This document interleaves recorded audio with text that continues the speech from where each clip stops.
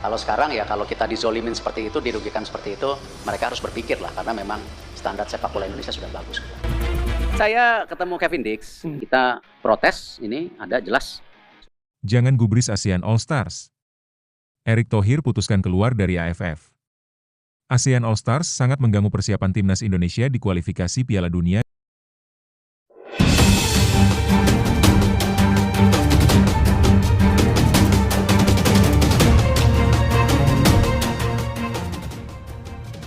Jangan gubris ASEAN All Stars. Erick Thohir putuskan keluar dari AFF.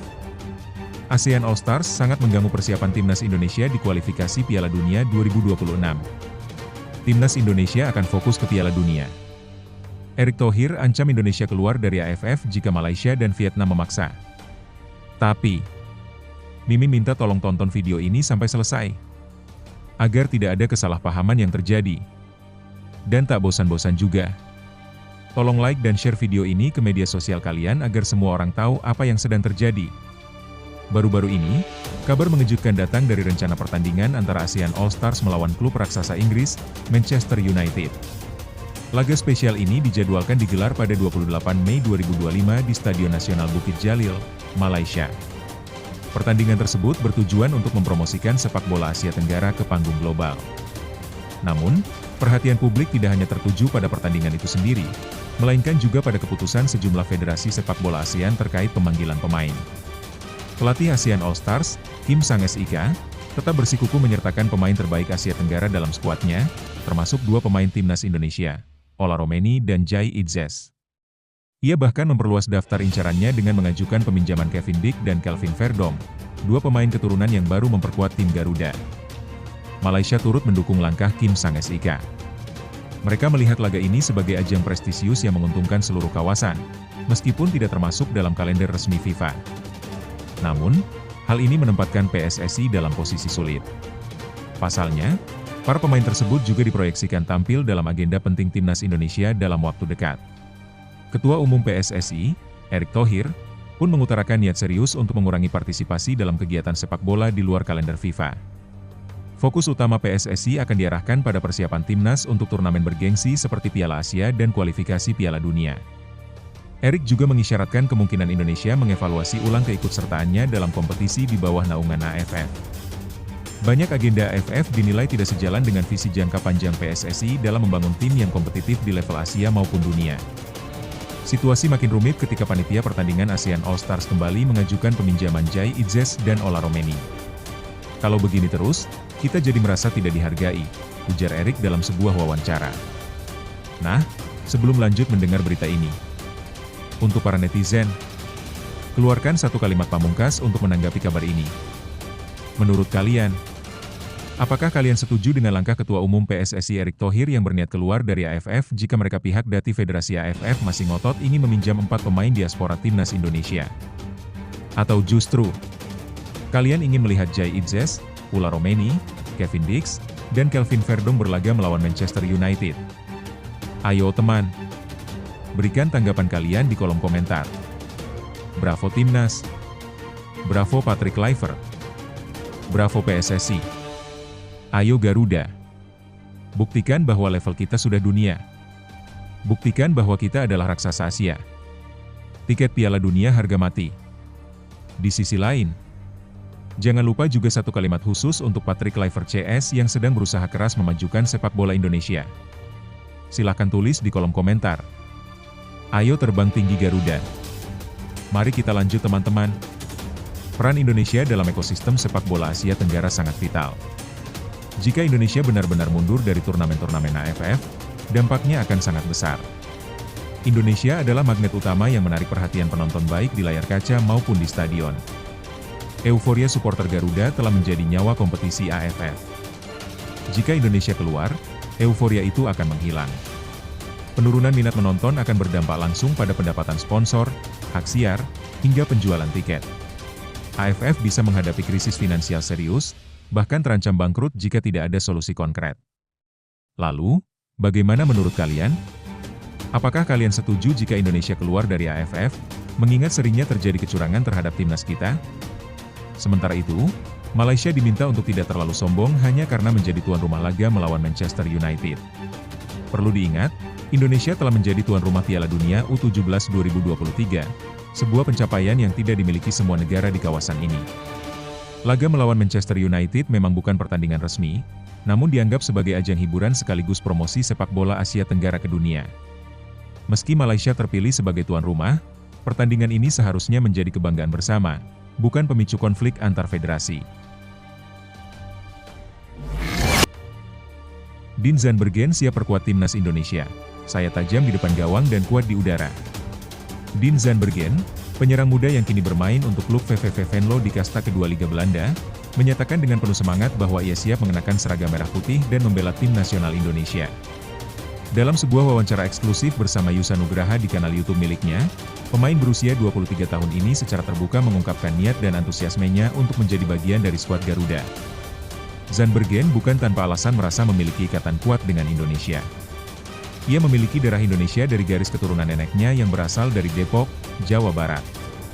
Saya tumbuh besar di Belanda, tapi dari kecil saya sudah tahu kalau saya punya darah Indonesia dari keluarga saya di Depok, ujar Dean sambil tersenyum dalam wawancara tersebut. Dengan postur tubuh yang menjulang, 188 cm, Zandbergen menyebut kekuatan fisiknya di lapangan sebagai salah satu senjata utamanya. Saya cukup tinggi sehingga sangat membantu saat duel udara. Itu salah satu keunggulan saya sebagai striker, ucapnya. Namun, bukan hanya soal fisik. Ia juga menambahkan bahwa dirinya memiliki kecepatan yang baik di jarak menengah hingga jauh. Di beberapa meter awal saya memang belum begitu cepat, tapi kalau sudah berlari, saya bisa sangat cepat. Selain itu, ia juga menilai dirinya sebagai pemain yang memiliki insting mencetak gol dan kemampuan membaca permainan yang tajam. Saya tajam di depan gawang dan punya visi bermain. Saya selalu berusaha untuk tidak hanya mengikuti bola, tapi juga melihat pergerakan rekan-rekan satu tim. Itu penting untuk menciptakan peluang, katanya. Meski percaya diri dengan kemampuan yang dimiliki, Zandbergen tak menutup mata terhadap kekurangan yang masih perlu ia benahi. Ia mengakui bahwa aspek-aspek teknis seperti sentuhan pertama dan pengambilan keputusan masih terus ia latih secara pribadi. Saya sering latihan sendiri, fokus ke detail seperti kontrol bola pertama, kapan harus menembak, kapan harus memberi umpan. Hal-hal kecil itu bisa sangat menentukan di level internasional, ujarnya. Ketika ditanya soal proses naturalisasi, Dean mengatakan bahwa dirinya sudah sempat dihubungi oleh staf dari Timnas Indonesia. Namun, proses administrasi tampaknya masih berjalan. Saya belum tahu kapan semuanya bisa selesai. Tapi saya berharap bisa segera mendapat lampu hijau dari PSSI. Saya ingin segera bergabung dan memberikan kontribusi nyata untuk tim, ungkapnya dengan penuh harap. Kehadiran Zandbergen tentu bisa menjadi tambahan amunisi penting bagi lini depan timnas Indonesia, yang dalam beberapa tahun terakhir terus memperkuat skuadnya dengan pemain-pemain keturunan dari berbagai belahan dunia. Dengan kombinasi fisik Eropa dan semangat bermain untuk tanah leluhur, Dean Zandbergen bisa menjadi sosok yang berperan besar dalam transformasi permainan Garuda di kancah Asia. Kini, semuanya tinggal menunggu waktu. Apakah proses naturalisasi bisa rampung sebelum kualifikasi Piala Dunia Zona Asia berlanjut? Jika ya, publik sepak bola nasional patut menantikan debut Dean Zandbergen sebagai bagian dari wajah baru timnas Indonesia. Timnas Indonesia dan Malaysia untung, Vietnam rugi besar ASEAN All Stars lawan Manchester United. Timnas Indonesia dan Malaysia mendapat keuntungan, Vietnam rugi besar dari laga ASEAN All Stars versus Manchester United. Timnas Indonesia dan Malaysia beruntung, sementara Vietnam mengalami kerugian besar terkait laga ASEAN All Stars melawan Manchester United yang akan digelar di Stadion Bukit Jalil, Kuala Lumpur, Malaysia, pada Rabu, 28 Mei 2025. Laga ini hanya berlangsung 5 hari sebelum FIFA Matchday Juni 2025. Perlu diketahui, FIFA Matchday Juni 2025 akan berlangsung antara 2 hingga 10 Juni 2025. Oleh karena itu, banyak tim nasional yang sudah mempersiapkan skuad mereka sejak akhir Mei 2025, termasuk tim-tim dari Asia Tenggara. 1. Indonesia dan Malaysia tidak mengirimkan pemain terbaik ke ASEAN All Stars.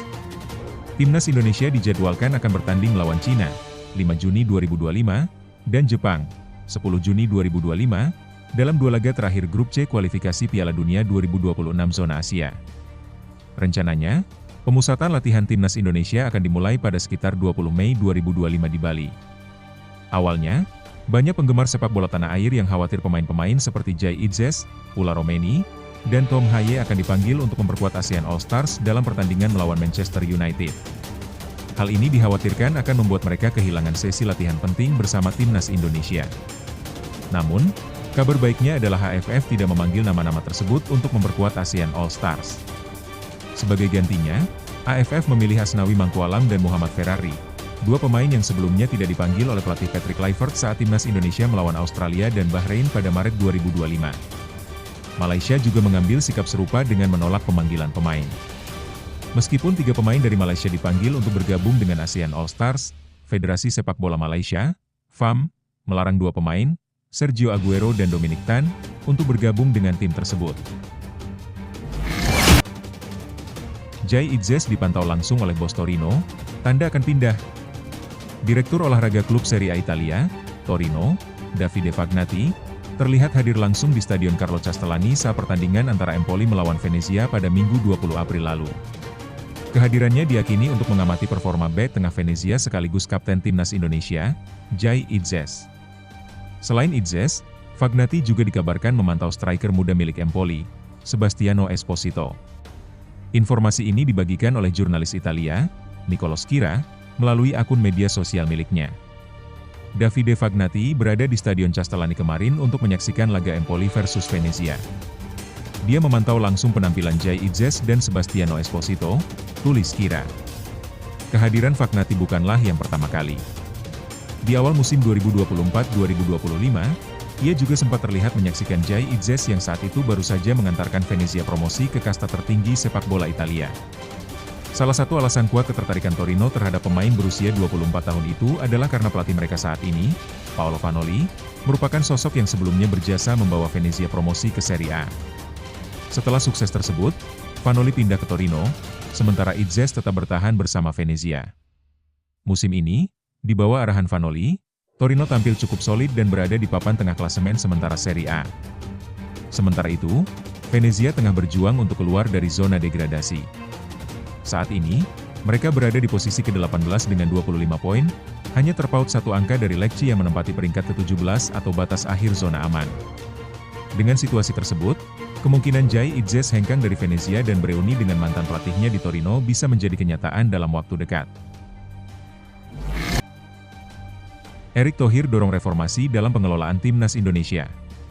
Ketua Umum PSSI, Erick Thohir, mengadakan pertemuan khusus dengan jajaran ofisial timnas Indonesia sebagai langkah awal menyatukan visi demi mewujudkan target besar, membawa Garuda terbang ke Piala Dunia. Lewat unggahan video di akun Instagram pribadinya, Erick memperlihatkan momen pertemuan dengan para pejabat yang terlibat langsung dalam pengelolaan timnas, termasuk kehadiran Ketua Badan Tim Nasional, BTN, Sumarji. Dalam arahannya, Erick menegaskan pentingnya peningkatan standar dalam pengelolaan tim. Ia menyoroti bahwa keberhasilan tidak bisa dicapai tanpa komitmen bersama dan sistem kerja yang profesional. Siapa yang ingin ke Piala Dunia? Semua pasti ingin, tapi kita juga perlu bercermin. Standar pengelolaan harus disesuaikan dengan posisi dan tanggung jawab masing-masing, ujar Erick dalam pertemuan tersebut. Erick juga mengingatkan bahwa 2 tahun lalu, mimpi lolos ke Piala Dunia masih dianggap jauh dari kenyataan. Namun, dengan komitmen yang konsisten, timnas menunjukkan kemajuan berarti di berbagai level, dari U17 hingga tim senior. Dulu kita belum berpikir sampai ke tahap ini. Tapi karena kita berani bermimpi dan mau berubah, hasilnya mulai terlihat. Pertanyaannya sekarang, kita mau mundur atau terus melaju, katanya. Ia menekankan bahwa perubahan adalah keniscayaan, dan hanya mereka yang mampu beradaptasi yang akan terus berkembang. Lewat keterangan dalam unggahan Instagramnya, Erick menyebutkan bahwa tujuan dari pertemuan ini adalah menyamakan pandangan dalam menyongsong laga penting melawan Cina dan Jepang di babak kualifikasi Piala Dunia 2026. Ofisial tim memegang peran penting dalam mendukung pemain dan pelatih. Mereka adalah tulang punggung yang bekerja di balik layar. Kerja tim yang solid dan komunikasi yang baik adalah kunci agar tim kita bisa tampil maksimal, ujarnya. Saat ini, Indonesia menempati posisi keempat di klasemen grup C putaran ketiga kualifikasi, dengan koleksi 9 poin dari 8 pertandingan. Laga selanjutnya, skuad Garuda asuhan Patrick Kluivert akan menjamu Cina di Stadion Utama Gelora Bung Karno pada 5 Juni, kemudian melawat ke markas Jepang di Suita City 5 hari kemudian. Respons Jens Raven usai ditemui Gerald van den Burg, peluang bermain di timnas U23 Indonesia untuk ASEAN Cup U23 2025.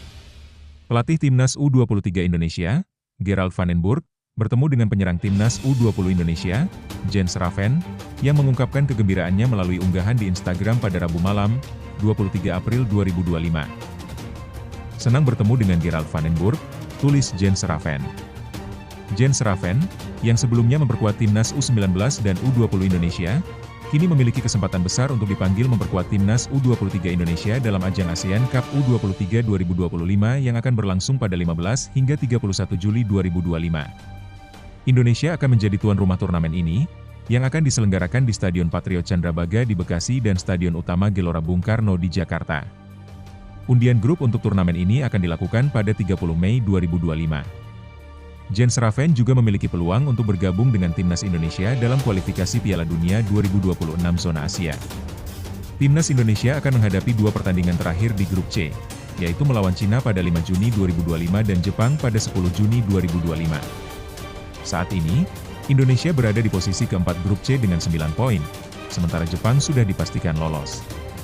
Sementara itu, Gerald van den Burg, yang juga menjabat sebagai asisten pelatih Timnas Indonesia, memposting foto pertemuannya dengan Jens Raven di Instagram pada Rabu, 23 April 2025. Ia menulis, "Persiapan kami sudah berjalan maksimal untuk menghadapi Timnas U23 Indonesia. Namun, kami masih memiliki pekerjaan lain, yaitu pertandingan melawan Cina dan Jepang dengan tim utama. Dengan posisi Indonesia yang masih berpeluang untuk lolos ke Piala Dunia 2026, Timnas Indonesia perlu memanfaatkan setiap kesempatan untuk meraih hasil positif di sisa pertandingan kualifikasi.